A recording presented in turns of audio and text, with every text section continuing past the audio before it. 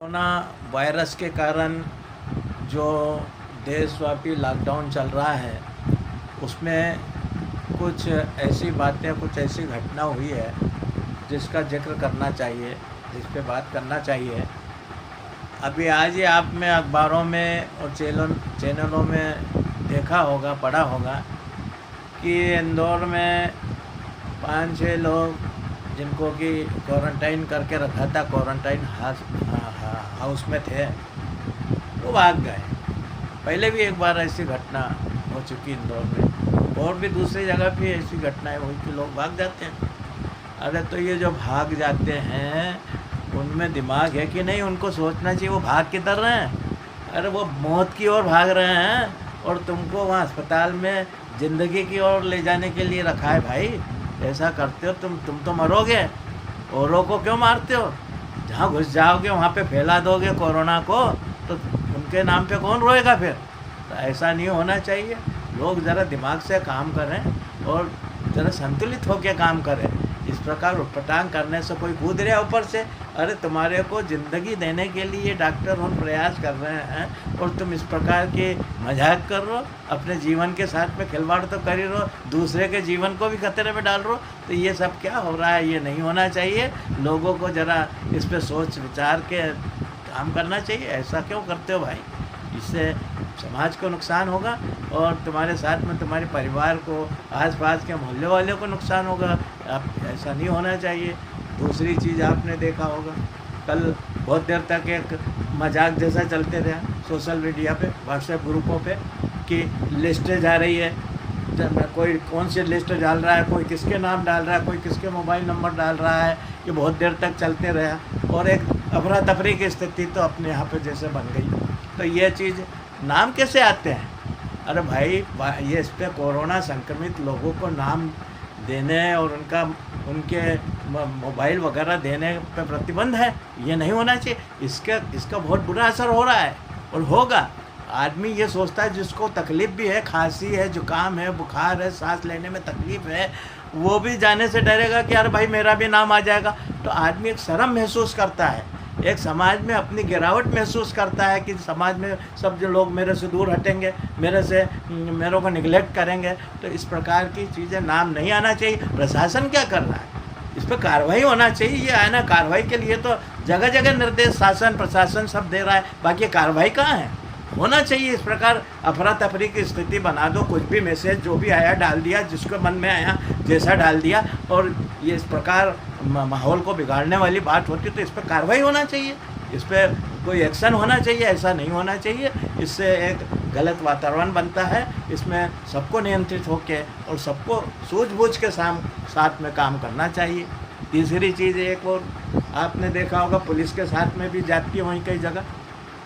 एक जगह पास के ज़िले में कहीं थानेदार का हाथ काट डाला, फिर तुरंत हाथ ऑपरेशन करके जोड़ा। कई चैनलों में चला, आपने सुना पड़ा होगा।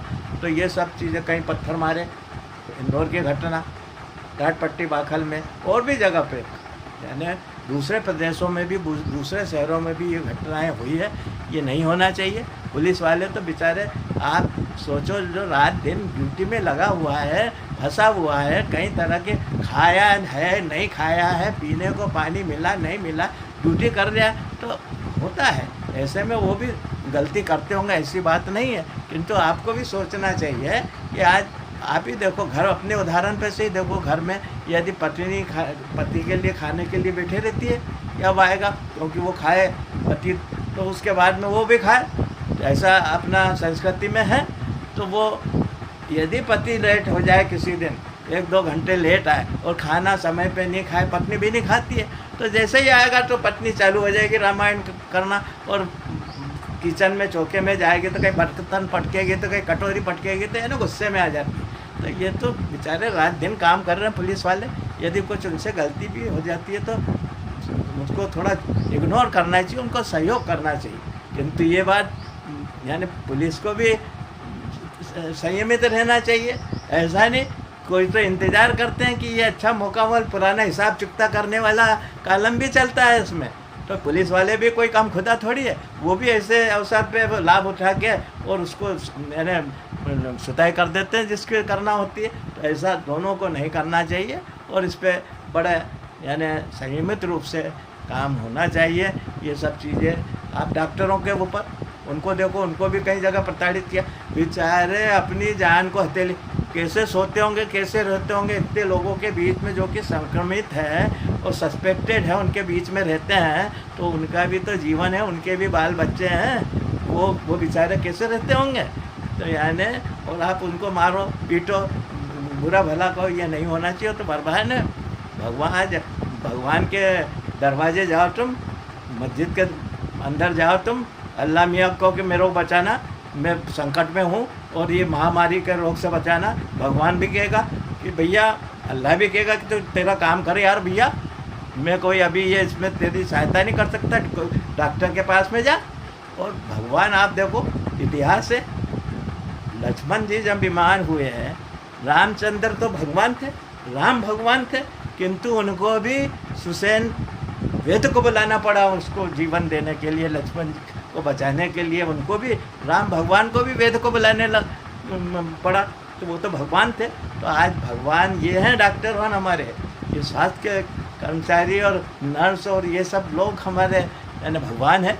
इनके प्रति अच्छा व्यवहार रखो और अच्छा व्यवहार नहीं, इनकी कृतज्ञता व्यक्त करो, इनके आभारी हैं हम कि अपने जान को हथेली में रख के हमारी सेवा कर रहे हैं। ये सब चीज़ें होना चाहिए, इन चीज़ों पे ध्यान दिया जाना चाहिए। और संकट है, आया है, निकल जाएगा। हम संयमित रह के और एक दूसरे के साथ में, भाईचारे के साथ में और एक दूसरे को सहयोग करते हुए हम इसमें से दौर में से गुजरें और भगवान तो हमारी सहायता करेगा ही। फिर हम तो बड़े आशावादी लोग हैं यहाँ पे भारत में, क्या पूछते हो, यानी सब चीज़ तो भगवान के ऊपर टिकी हुई है यहाँ। तो भगवान के जब पूरा ही हमने उनके ऊपर छोड़ दिया है, तो हमको थोड़ी यूँ जाने देगा, रोक के रखेगा। हमारी यानी परीक्षा की घड़ी है, इसको हम पास करके निकलें तो हमको इस महामारी से जल्दी मुक्ति मिलेगी। यही बात सबको देखना चाहिए, सोचना चाहिए। और आप बहुत अच्छे से रहो, अच्छे से ये संकट का निकाल हो जाए, यही हम सब चाहते हैं। नमस्कार।